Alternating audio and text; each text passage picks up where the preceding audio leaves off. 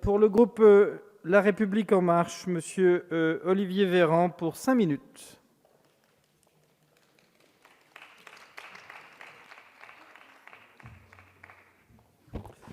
Monsieur le Président, Madame la Secrétaire d'État, Madame la Présidente de la Commission, Monsieur le rapporteur, moi je vais vous parler aussi en sincérité. J'étais député en 2012 et je me souviens qu'à l'époque, la suppression de la loi TEPA sur la défiscalisation et la désocialisation des heures supplémentaires avait fait un débat, mais un débat assez fugace dans la majorité, parce que finalement la décision avait été prise très tôt, elle avait été programmée avant les élections, et je me souviens d'avoir entendu mes premiers collègues sur ces bancs ici remettre en question l'idée qu'on ait supprimé ça un peu rapidement, en se disant finalement est-ce que c'était une bonne idée.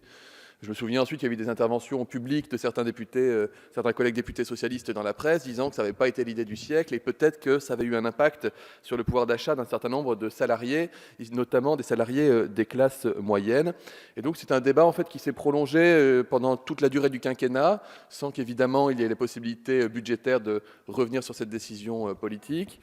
Et c'est un débat qui s'est poursuivi jusque dans la campagne présidentielle, puisqu'il est vrai de dire que le président de la République, au cours de la campagne, avait annoncé son intention de mettre à nouveau en place une forme de désocialisation des heures supplémentaires et complémentaires à travers une suppression des cotisations salariales et patronales. Donc c'est indéniablement un sujet de débat et finalement c'est assez cohérent, puisque quand on parle de pouvoir d'achat des classes moyennes, quand on veut revaloriser le travail, il n'est pas illogique d'arriver à trouver des formes de consensus.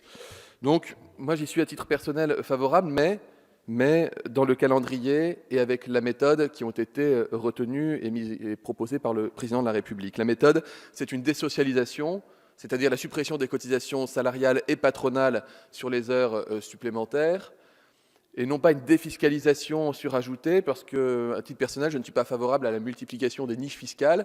Chaque fois qu'on a une niche fiscale, on tape dessus en disant que c'est pas normal, mais on est aussi prompt parfois à en rétablir des nouvelles, voire à en inventer. Je ne crois pas que ce soit une méthode qui soit optimale. Et puis le calendrier, c'est 2020.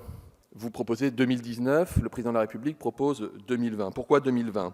D'abord parce qu'il est aussi reconnu aujourd'hui, avec suffisamment de recul, que la loi TEPA de Nicolas Sarkozy avait eu un impact plutôt défavorable sur l'emploi, avec plutôt des suppressions d'emplois, des destructions d'emplois que des créations d'emplois.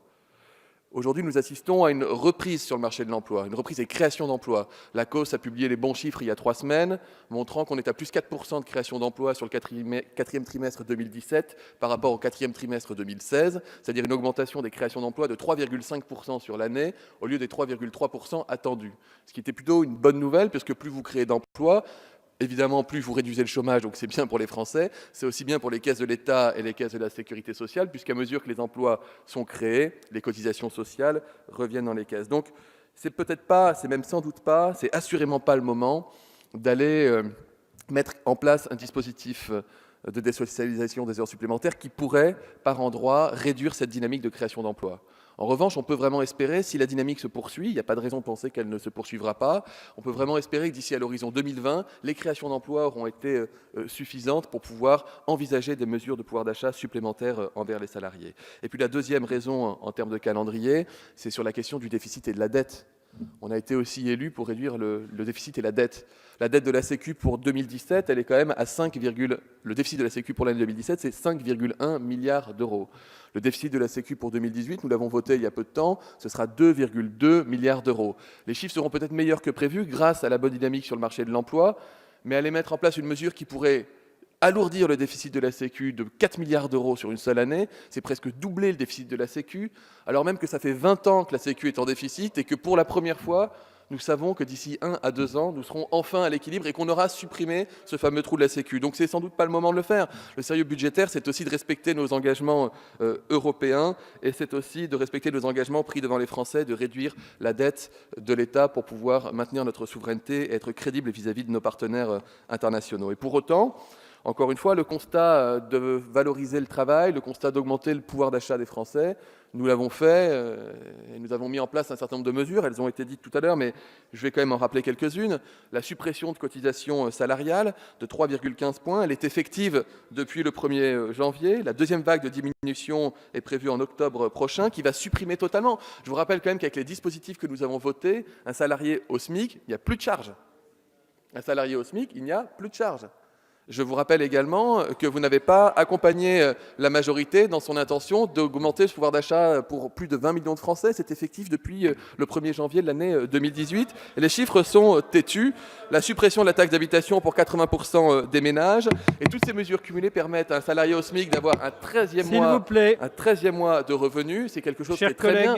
Encore une fois, vous voyez, quand vous faites une proposition, qu'on n'est pas d'accord sur le calendrier et sur des modalités de mise en œuvre, mais qu'on dit c'est plutôt pas mal, on vous le dit.